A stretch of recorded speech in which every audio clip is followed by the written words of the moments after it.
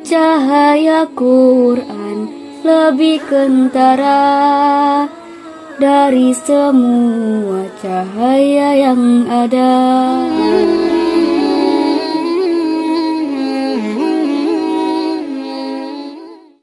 Bismillahirrahmanirrahim. Assalamualaikum warahmatullahi wabarakatuh. A'udzu billahi minasy syaithanir rajim.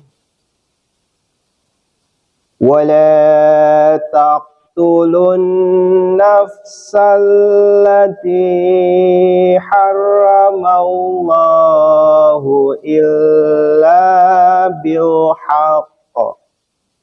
Wa man qutila mazluman faqad ja'alna li waliyyihi sultanan fala yusrif fil qatl innahu kana mansura. Dan janganlah membunuh jiwa yang pembunuhannya telah Allah haramkan, kecuali dengan hak. Dan barang siapa dibunuh dengan aniaya, maka sungguh kami telah memberi wewenang kepada ahli warisnya untuk menuntut balas.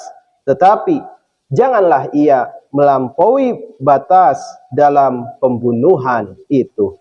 Sesungguhnya ia akan ditolong. Tafsir nomor 1616. Dalam dua ayat terdahulu telah disinggung dua cara pembunuhan secara tak langsung. Ayat yang sedang dibahas ini membicarakan pembunuhan secara langsung.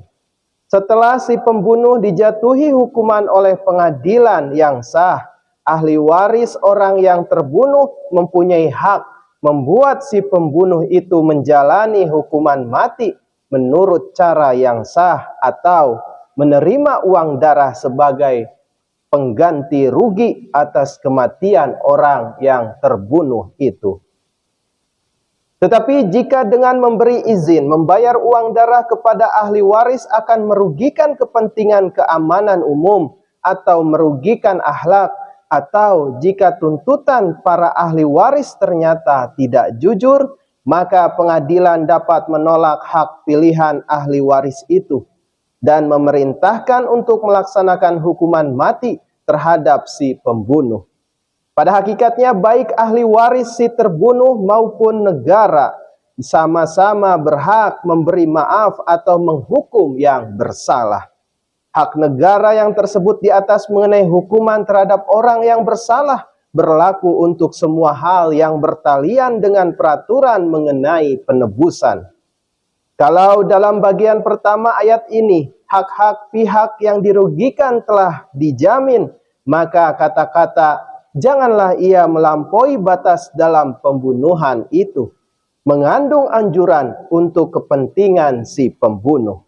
Kata-kata ini menunjukkan bahwa meskipun jiwa dibayar jiwa adalah hukum bersifat umum, tetapi ahli waris si terbunuh jangan selamanya mendesak agar perintah itu dilaksanakan secara harfiah. Si pembunuh harus menerima hukuman yang terberat sesuai dengan peraturan. Hanya bila pertimbangan-pertimbangan keadilan, keamanan umum atau akhlak menghendaki demikian, jiwanya dapat diselamatkan dan uang darahnya diterima. Jika perbuatan baik itu dapat diharapkan, dapat menjurus kepada perbaikan akhlaknya. وَلَا تَقْرَبُوا مَالَ الْيَتِيمِ إِلَّا بِالَّتِي هِيَ أَحْسَنُ حَتَّى يَبْلُغَ أَشُدَّهُ وَأَوْفُوا بِالْعَهْدِ إِنَّ الْعَهْدَ kana mas'ula. Dan janganlah kamu mendekati harta benda anak yatim kecuali dengan cara yang sebaik-baiknya hingga ia mencapai kedewasaannya, dan tepatilah janji. Sesungguhnya janji itu akan dipertanyakan. Tafsir nomor 1617. Sesudah meletakkan peraturan mengenai hukuman terhadap pembunuhan yang akibatnya meninggalkan anak-anak yatim pada kedua-dua keluarga, baik pada keluarga si pembunuh maupun pada keluarga si terbunuh. Al-Quran selanjutnya menetapkan peraturan-peraturan mengenai hak-hak anak-anak yatim. Peraturan yang terpenting diantaranya ialah yang bertalian dengan kekayaan mereka. Kata janji yang berarti kewajiban telah dipergunakan di sini untuk menekankan bahwa pengadaan penjagaan yang pantas terhadap kekayaan-kekayaan anak-anak yatim itu bukan merupakan suatu kebaikan terhadap mereka, melainkan merupakan suatu pertanggungjawaban dan kewajiban yang harus dilaksanakan sepenuh-penuhnya dan sejujur-jujurnya. Alhamdulillahirabbil alamin. Jazakumullah ahsanal jaza. Wassalamualaikum warahmatullahi wabarakatuh. Cahaya Quran lebih kentara dari semua